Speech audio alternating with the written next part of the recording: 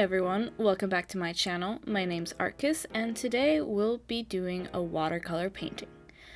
So in February of this year, it was my birthday and I bought myself this little Hatsune Miku figurine, which is just the absolute cutest. I am so in love with her. So Hatsune Miku is this character from something called Vocaloid, which if you don't know what that is, it's basically these Japanese characters. They have this voice bank online which has all these sounds so that you can like put it together to make them sound like they're singing. And there's Japanese songs, there's English songs, there's like a whole lot of things, and then all the songs have the characters like in videos dancing and whatever. And Hatsune Miku was the first Vocaloid, so she's number one. And I did used to listen to Vocaloid music when I was a bit younger, but I haven't in quite a while. But I did choose this figure in particular because I've wanted to start owning anime figurines because I think that they are the absolute cutest things, and usually the quality is really good, and I like how they look. But I really wanted to have ones that are really bright and dynamic, so bright colors and dynamic poses, and I kind of wanted figurines of girls basically because they tend to have the brighter colors and whatnot. And unfortunately I don't watch a lot of like magical girl animes, or the ones I do watch don't exactly have a lot of figurines because they're older. So when I was looking to buy one for my birthday, even though I haven't listened to Vocaloid in years, I decided to get her, and she's really adorable and I love her.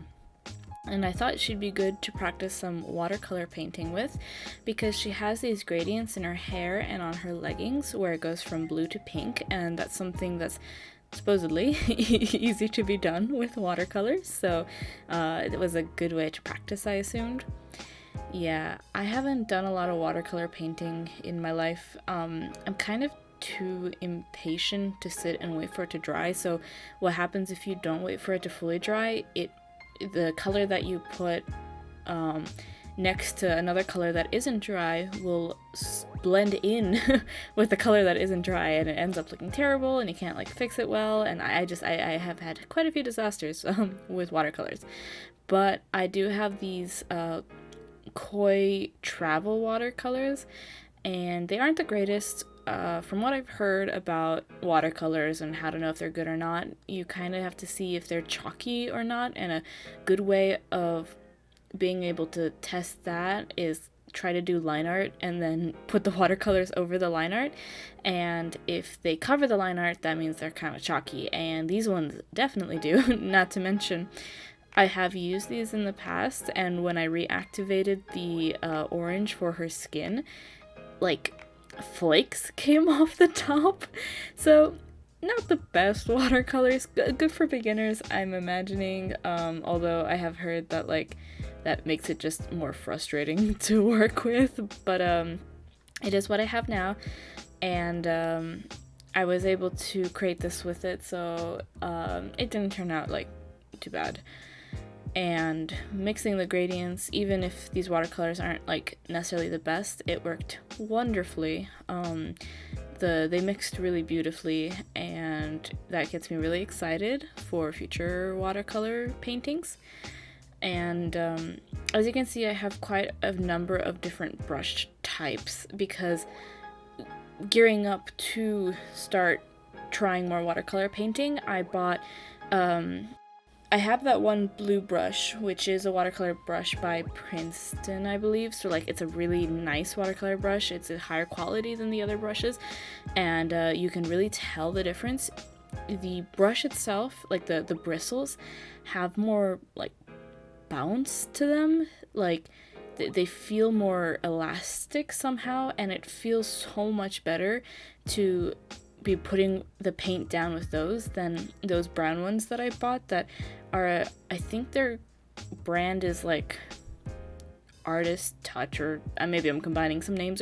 They're like a really generic brand. They were like $5 for all of those brushes, and you can really tell that they're not as good. The quality of the make is not as great.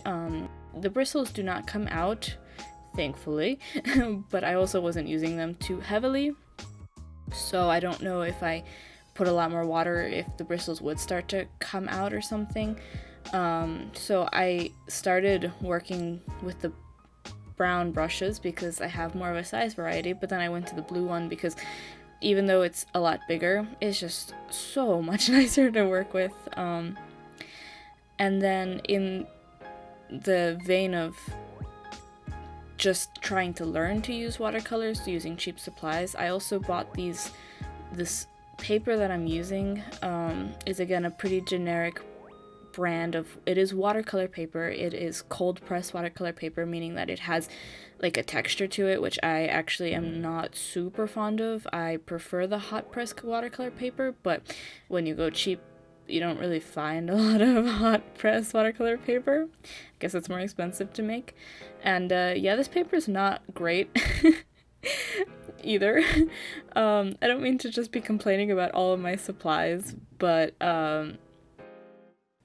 I did know they were cheap going in, and I chose them because I don't know if I will like watercolors, knowing that I'm kind of impatient when it comes to this type of thing, so I didn't want to spend a lot of money, which I still stand by that decision. But like, I just have to say, you know, this paper, I kept it down with blue painter's tape, as you can see, and when I pulled the blue painter's tape off, it ripped the paper. So this tape that's supposed to be super light adhesive and it's literally called painter's tape. It still ripped the paper, to give you an idea of the quality of the paper. Regardless, I had a lot of fun doing this, especially when it came to putting the shadows down, because I used kind of a turquoise for the entire drawing, for the shadows on the entire drawing, everywhere except her skin, because that would have made the skin look a little wonky. And that kind of helps bring the entire piece together, because the turquoise is used even on the purple of the dress and on the pink on like her hair and her legs and whatever, and so it just kind of adds this unity to the entire piece. And I decided to line the piece using the watercolor paint. I have this liner brush. I, again, don't remember the brand, but I will have all of these things that I use linked below. Sorry that I just can't think of it right now. But it's a nicer brand, so it has that same sort of bounciness to the bristles that I was talking about with the Princeton brush, and it's just super thin and long, because with watercolor you want to have a lot of water on your brush, like that's the idea. So when it's super long, for example, you can have a lot of water on it even if your line is super thin. And you might think that lining with this is hard, and in some areas it is, but I've had practice with brush pens from like Inktober and whatnot, so as long as you kind of go slow and smooth and aren't afraid of the brush, you actually kind of don't have too many problems. Just because like I'm still a beginner at this, so like I'm still getting better. Someone who's really knows what they're doing probably would have even like no problems whatsoever. But it is nice to line with the watercolors, because it gives, instead of lining with like micron liners or pens or whatever, which would create this harsh black edge, it kind of keeps the soft texture of watercolor, which I really like.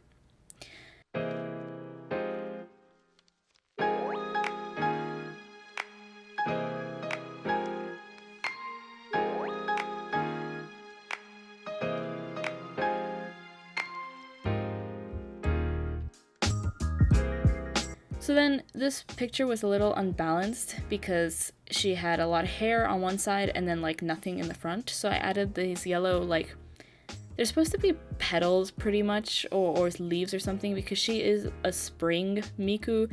Like this is like a spring outfit that she has. So I just wanted to make it look like she was dancing with some spring items. And then the yellow works well with the blue, so yeah.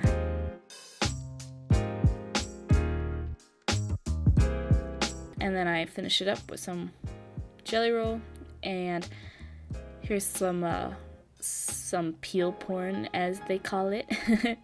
I unfortunately can't have the sound on for this because when I was filming this, there were people talking around me, so I can't play the sound of it being peeled, but I hope just the visuals is enough, you know?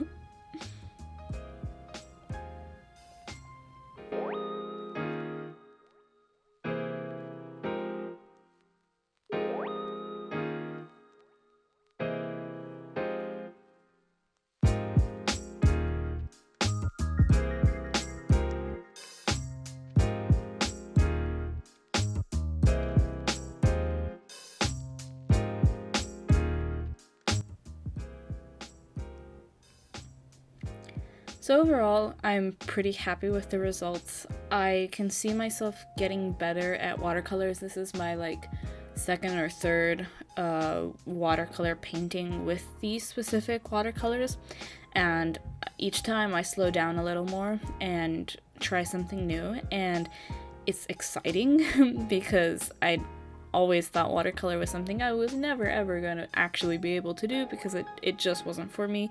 And it seems that that might not be the case.